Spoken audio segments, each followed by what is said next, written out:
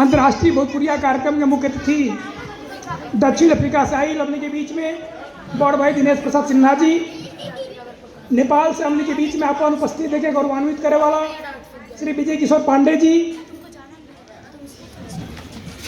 मधुबनी की माटी से आके हमने के अपन उद्बोधन से लाभान्वित करे वाला डॉक्टर अखिलेश श्रीवास्तव जी, डॉक्टर जमील हसन अंसारी साहब, भोजपुरी साहित्य विकास मंच के प्रदेश अध्यक्ष बड़ भाई अशोक पांडे जी, श्री BN तिवारी जी, गुड्डू गुलशन जी, राम पुकार सिंह गाजीपुरी जी, डॉक्टर ब्रजमोहन सिंह जी, हम समस्त भोजपुरिया माई बहन भाई लोग के बलिया की माटी की ओर से, बलिया के भोजपुरी बोले वाला लोगों की ओर से हम धन्यवाद करते आभार करते हैं।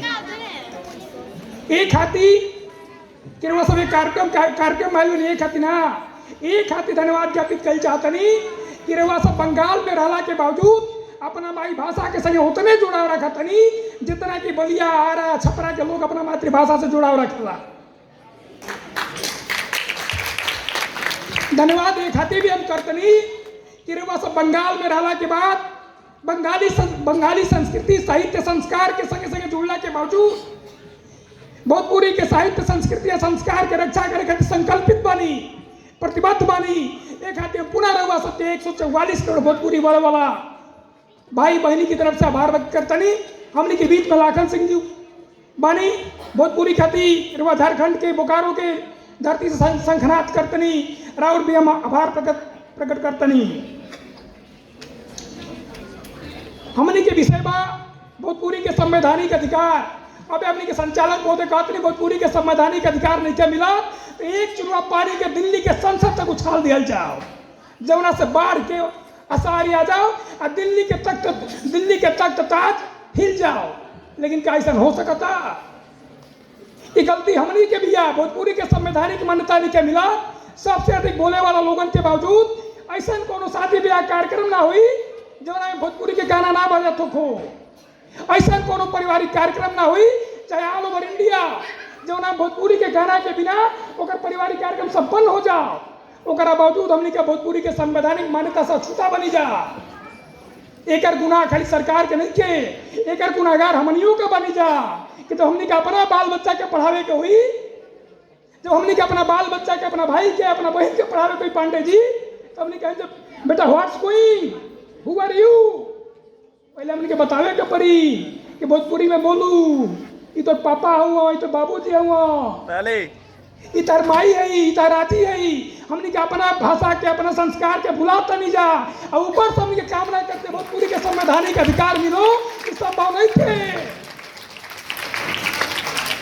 अजय तरह हिंदी के लोग भोजपुरी के गर्दनिया पर चढ़ के कहता कि भोजपुरी मत बोला, हिंदी के बोला, हिंदी हमारा राष्ट्रभाषा ही है। जैया हिंदी के राष्ट्रभाषा का दर्जा देवे के रहे यह भोजपुरी बोले वाला लोग वो हिंदी के राष्ट्रभाषा के संगे संगे कदम से कदम मिला के बिहार, झारखंड, पटना, आरा, बलिया, छपरा से लेकर दिल्ली की तरफ अपना विचार के संग प्रस्तुति दिया।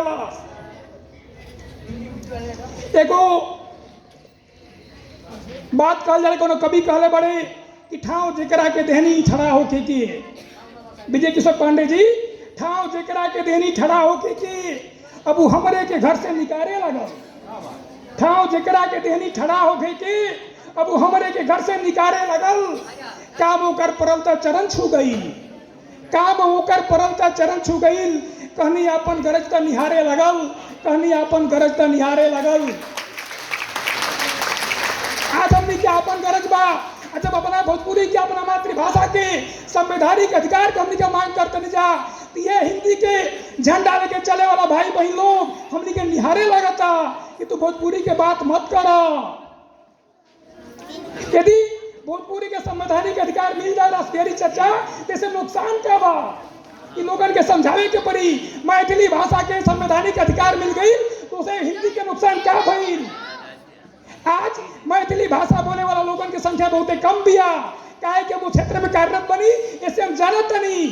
मैथिली भाषी क्षेत्र में जो कार्यक्रम होता वो जो भोजपुरी के गाना बाजाता, जब केहू का लड़का होता तो जो ये स्वर बाजाता, बबुआ DM हुई है, बबुआ CM हुई है, बबुआ PM हुई है, वो जब मैथिली में गाना ना बजेला ओकरा बावजूद हमने क्या परेशान बनी जा। अपना लड़ाई के लड़ते नहीं जा। लाखन चाचा दिल्ली के पार्लियामेंट के बाहर में जाके अपना आवाज के बुलंद करके आओ करे। एक खातिर बहुत बहुत धन्यवाद।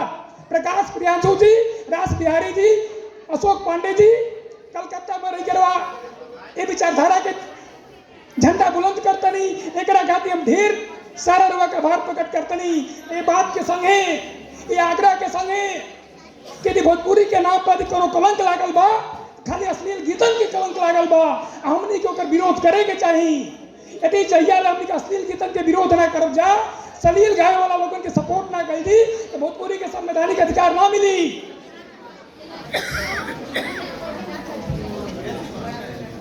एक लाइन बा भोजपुरी में लिखी पढ़ी जा, भोजपुरी में लिखी पढ़ी जा, आई आगे बढ़ी जा। भोजपुरी में लिखी पढ़ी जा, आई आगे बढ़ी जा। ये संकल्प के साथ, ये विचार के साथ यदि हमनी का भोजपुरी के लड़ाई लड़ल थी तो हमनी के अपन संवैधानिक अधिकार मिली। एक बार पुनः हम आग्रह करतनी कि रउरा सब जौना कंस्टिट्यूएंसी से बिलोंग करतनी, रउरा जौना विधानसभा से बिलोंग करतनी, अपना विधायक के, अपने सांसद के दबाव दी, ऊपर दबाव बनाई कि भोजपुरी के संवैधानिक अधिकार खातिर तो विधानसभा में, पार्लियामेंट में प्रधानमंत्री जी के सामने प्रस्ताव ले आओ। क्या है कि भोजपुरी के संवैधानिक अधिकार के लड़ाई खातिर सबसे पहले 1969 में निजी विधेयक पेश भई रहे और कोनो भोजपुरिया भाई ना पेश कर रहे। वो मिथिलांचल के लाल, मधुबनी के सांसद आदरणीय भूपेंद्र झा जी पेश कर रही। ओकरा बाद 1969 के बाद 2004 में रवि किशन जी सांसद रहनी, वहाँ के भोजपुरी के विधान विधेयक, निजी विधेयक पेश कैनी। ओकरा बाद से ये बराले के भोजपुरी खातिर, भोजपुरी के संवैधानिक अधिकार खातिर निजी विधेयक लेवे के काम ना कई। आखिर के जिम्मेदार बा? वोट आवेला, चुनाव के बेरा आई तो भोजपुरी के संवैधानिक अधिकार देवे के बिगुल पुकारे लागेला। और जैसे चुनाव बीत जाई लोग अपना वादा के भुला जाला। एक बार सभागार में बैठल सब भाई बहन से आग्रह करतनी कि भोजपुरी के संवैधानिक अधिकार देवे खातिर रउआ सब अपन अपना समाज के, अपना विधानसभा के, अपना लोकसभा के लोगों से आवाज बुलंद करी। ये आवाज जब दिल्ली के सल्तनत तक ना पहुंची, ऊजा के हुक्मरानन के कान पर जूंग ना रहेगी, तब हमनी के संवैधानिक अधिकार ना मिली। अविनाश विद्यार्थी जी कहलन रहीला लो राखिन में, रहीला लो राखिन में हटिकरिया आशी के गगन का मोर आंचल में रंगल भुना जाई। एक बार फिर से हमारा आग्रह बार हुआ सबसे कि अपना बाल बच्चा के कम से कम 8 ले। जो उत्तर प्रदेश के जो भाई बहन हुई है उनसे आग्रह करब कि उत्तर प्रदेश में भी हो जाके कम से कम 8वीं के पढ़ाई भोजपुरी भाषा में करावे के रुआ सब प्रयास करी। यदि तुलनात्मक दृष्टिकोण से देखा जाए तो बिहार के लोग, बिहार की व्यवस्था भोजपुरी से ज़्यादा मजबूत बिया। बिहार में अश्लील गाना बजावला पर बिहार सरकार द्वारा प्रतिबंध बा, ऊपर कार्रवाई होती है और संगे संगे भोजपुरी में पढ़ाइयो होती है। जल हमनी का भोजपुरी में ना लिखल जी ना पढ़ल जाई, चले भोजपुरी के संवैधानिक अधिकार ना मिली। भोजपुरी बोलल बड़ा आसान काम बा, लेकिन भाई लोग से हम आग्रह करब, निहोरा करब कि भोजपुरी में रुआ सब लिखे सीखी। भोजपुरी के नाम पर रोटी सेके वाला लोगों से भी आग्रह बा कि भोजपुरी के नाम पर रोटी सेकल बंद करो और भोजपुरी की लड़ाई लड़ो। जय भोजपुरी, जय भोजपुरिया। बोला एक बार जय भोजपुरी, जय भोजपुरिया। साफ सुथरा गीत गाई, भोजपुरी के बचाई। साफ गुड्डू भाई साफ सुथरा गीत गाई, भोजपुरी के बचाई। भोजपुरी की लिखी पढ़ी जा, आई आगे बढ़ी जा। धन्यवाद।